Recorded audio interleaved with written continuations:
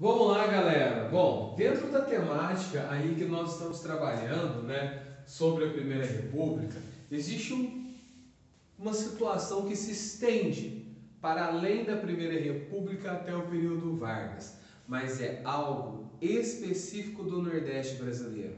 Eu gostaria de chamar muita atenção de vocês para o banditismo social, a questão do cangaço. É fundamental para nós entendermos esse movimento. Então vamos lá. O cangaço, bandos armados que percorriam o Nordeste sobrevivendo de delitos, fazendo justiça com as próprias mãos, sendo que alguns bandos atuavam em favor de questões sociais, conhecidos como Robin Hood do Sertão. Bom, os famosos Robin Hood do Sertão. Nós temos aí grupos, aí são chamados esses bandos de cangaceiros.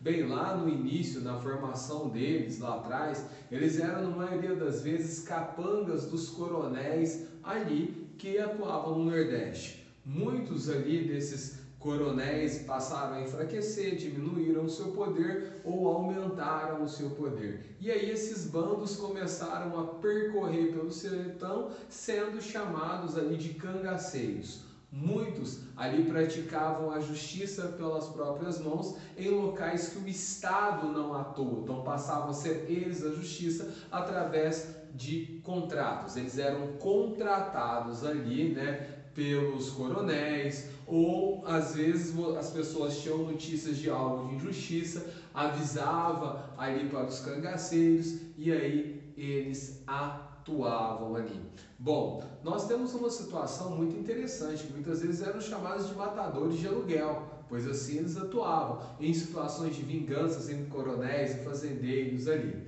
Porém, não somente disso atuavam, mas atuavam também em outros grupos ali. Os grupos que atuavam por questões sociais tiveram ali uma reflexão e ali passavam a ser o favor da justiça aos mais pobres ali, atuando desta forma. Então, grupos que atuavam na justiça social, grupos que atuavam como matadores de aluguel e grupos aí que faziam as duas partes, né? Então, praticavam a justiça, fazer justiça com as próprias mãos.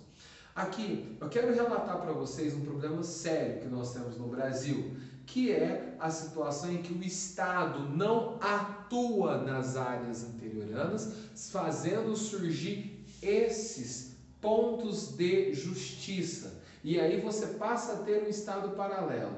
Isto é uma situação muito perigosa aqui também. Bom, os principais bandos, aí, os mais conhecidos, são os bandos de Lampião e Curisco. Qual é a causa? A miséria crônica da população nordestina, a seca, a má distribuição de terras, o descaso com o trabalhador rural, a pobreza, a violência, o mito do Robin Hood, o descaso ali também do Estado em relação às pessoas nordestinas. Tudo isso vira uma situação de abandono e esse abandono faz surgir esses grupos, essas forças que substituem o Estado. Ah, professor, mas eu leio as histórias sobre Lampião, Maria Bonita, Curisco. Puxa vida, é muito legal. Tem lugares lá que eles mataram fazendeiro que praticava abusos das famílias mais pobres,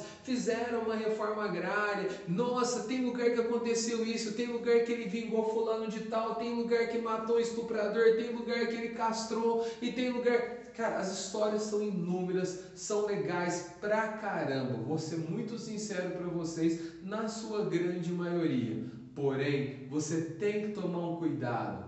Porque as ações dos bandos ali são ações ilegais. Eles estão fora da lei, eles estão à margem da lei, eles agem não dentro da lei, não são indivíduos do Estado, não têm autoridade para fazer uso da violência.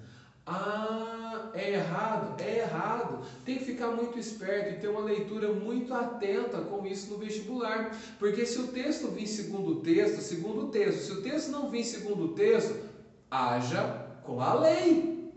agir com a lei é a melhor situação. Então, trata os grupos como ilegais. Ah, mas se tiver historinha legal falando segundo o texto, aí você responde segundo o texto, caso contrário, não. Ah, tá. Os cangaceiros foram perseguidos pela polícia, mas sempre tinham sucesso. Porém, a coisa mudou com a criação da polícia volante e passaram a ser eliminados um a um. Por que sempre eles tinham sucesso? Porque eles conheciam o interior, conheciam o sertão e atuavam sobre situação de guerrilha. Tinham muito sucesso nesse tipo de aplicação de trabalho. Até ali a criação da polícia volante no período do governo Vargas, em que foram contratados pessoas pobres que sabiam atuar no meio do sertão, pagos pelo Estado para agir ali dentro do sertão com o mesmo jeito que os cangaceiros agiam. Então, você tem um grupo de pessoas que conhece a forma de trabalho dos cangaceiros atuando agora do lado do Estado e que sabem como eles vão se esconder, como agir, como sobreviver, como eliminar mantimentos no meio da mata. Então agiam dessa forma e vão sendo eliminados ali. 1938 é eliminado o bando ali de Lampião e Maria Bonita, são eliminados no Nordeste. Depois ali, Corisco continua até 1940 sendo eliminado também. Os cangaceiros eram os únicos que colocavam medo nos coronéis. Os coronéis temiam ali os cangaceiros, pois sabiam de uma coisa, eles não tinham nada a perder. E se não tem nada a perder, é tipo daquele cara que não adianta você fazer ameaça nenhuma a ele vai agir. Bom, os cangaceiros, sem perspectiva de melhora de vida, era o braço da justiça em favor dos mais pobres, na maioria das vezes. Na maioria das vezes eles eram entendidos como símbolo da esperança da população mais pobre pelas injustiças praticadas pelo fazendeiro, pelo coronel ou por um agente qualquer ali do Estado. E a justiça era feita através desses grupos de cangaceiros. Porém, apesar das histórias ilegais do vestibular querer te enganar, trazendo uma história ali muito envolvente, fique atento ali, que as ações dos cangaceiros são ilegais. Esse é o ponto fundamental. Até mais, gente.